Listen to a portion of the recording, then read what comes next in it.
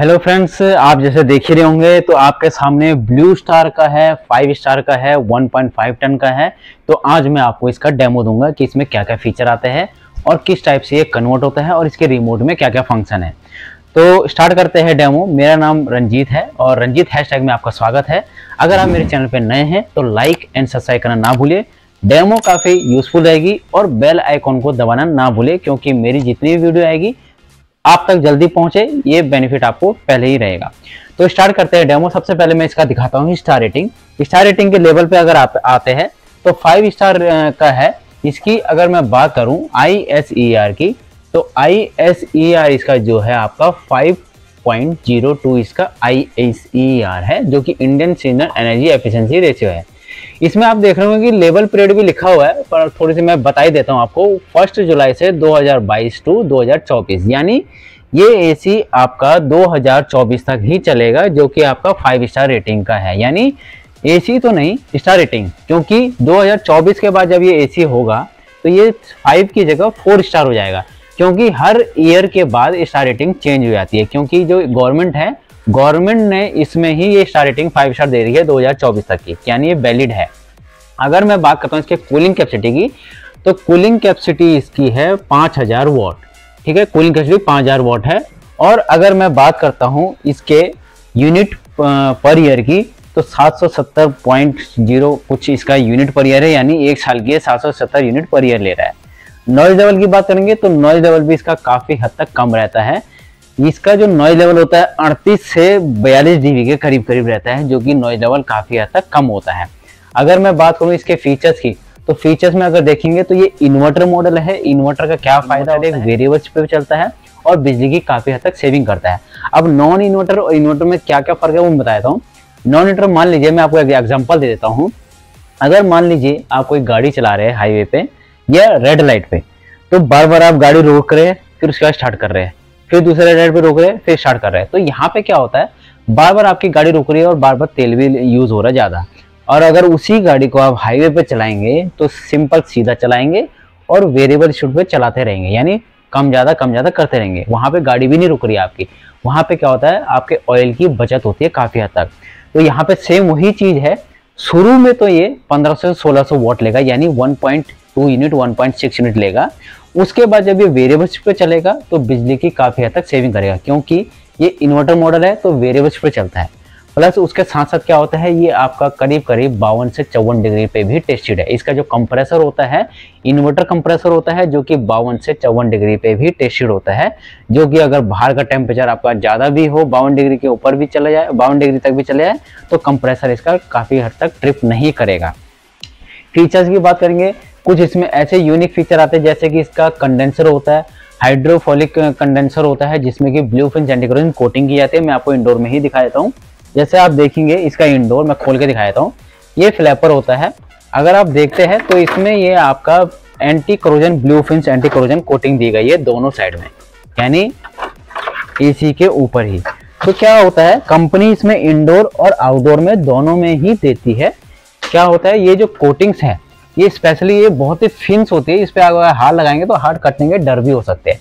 तो इन्होंने क्या कर रखा है, इन्होंने यहाँ पे specially Blue Finch anti corrosion coating दी गई है। इसका फायदे क्या है, इसके फायदे ये है कि कभी भी आप अगर एसी चलाते हो तो उस कंडीशन में क्या होता है, जो सल्फर्स होती है बाहर की, क्योंकि वातावरण में नमकीन पानी रहता है, तो वो क्या करता है, इसके कॉर्नर टू कॉर्नर या फिन्स में बैठ जाता है। तो क्या करता है, वो गैस लीकेज स्टार्ट कर देता है। तो गैस लीकेज से बचाने के लिए इन्होंने specially Blue Finch anti corrosion coating दी गई है, जिसकी वजह से ये काफ़ी हद तक एसी को सेफ रखता है। ये इसके प्लस पॉइंट है। अब आपको मैंने फ्लैपर तो खोल ही दिया है, तो मैं इसके फिल्टर के बारे में बता देता हूँ। इसमें ये HD फिल्टर्स होते हैं, दो इस टाइप के 2 फिल्टर होते हैं। ये फिल्टर क्या करता है, ये यहीं पे लगे रहते हैं। जो भी एयर की रूम की डस्ट होती है वो प्रॉपर तरीके से इस पर बैठ जाती है। एक टाइप से एंटी बैक्टीरियल बनाए जाते हैं।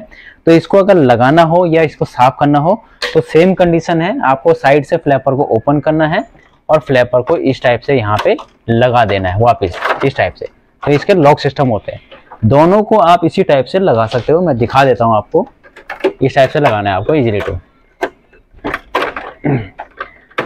तो इससे क्या होगा, इससे अगर आप इसको बार बार क्लीन करते रहेंगे तो आपके एसी की जो कूलिंग है वो भी बेटर रहेगी, क्योंकि अगर यहाँ पे डस्ट रुक जाती है तो वो ब्लॉक हो जाती है।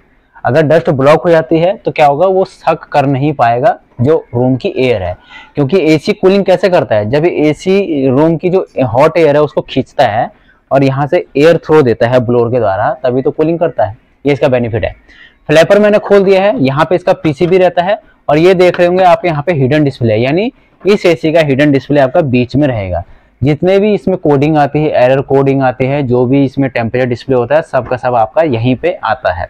अगर मैं बात करूं इसके स्टेपलर की, तो इसमें स्टेपलर फ्री ऑपरेशन है, क्योंकि कंपनी इसमें 160 या 145 से स्टार्ट करती है, यानी आपको इसमें स्टेपलर लगाने की भी जरूरत नहीं है।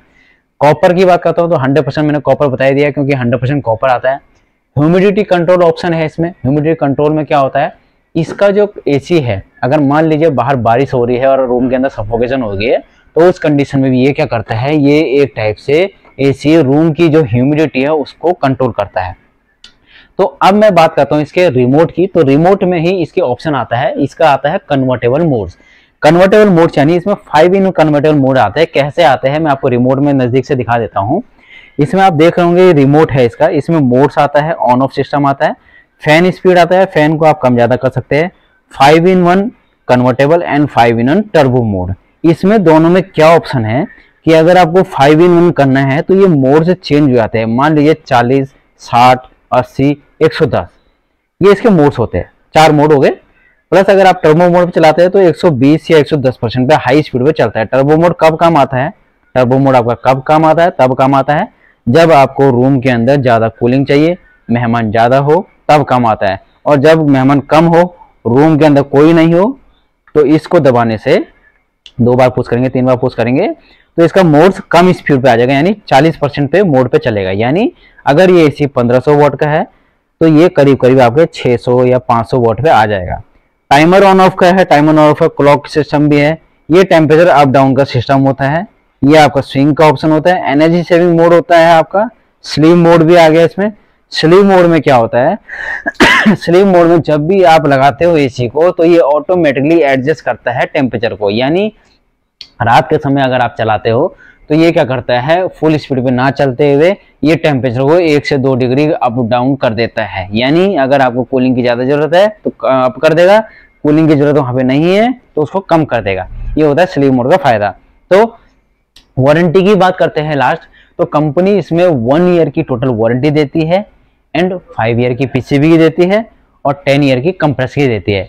एक जरूरी बात मैं आपको और बता दूं कि अगर आप कभी भी एसी परचेस करने जा रहे हो तो सीजन टू सीजन इसमें वारंटी चलती है। मान लीजिए अभी 5 ईयर की वारंटी चल रही है, अभी चल रही सीजन में, तो कभी भी आप एसी लेने जाते हो तो वहां के स्टाफ से या किसी से भी कंफर्म कर लेना पहले ही कि इसमें वारंटी कितनी चल रही है, क्योंकि मैं तो आपको बता ही रहा हूं सीजन के हिसाब से, बट लेने से पहले आपको वारंटी पहले ही कंफर्म कर लेनी चाहिए कि कितनी मिल रही है, तभी आप इसी को परचेज कीजिए। तो फ्रेंड्स, आज मैंने आपको ब्लू स्टार के 1.5 टन जो कि IC 518 DNU मॉडल है और 2023 का मॉडल है, उसके बारे में डेमो दिया है।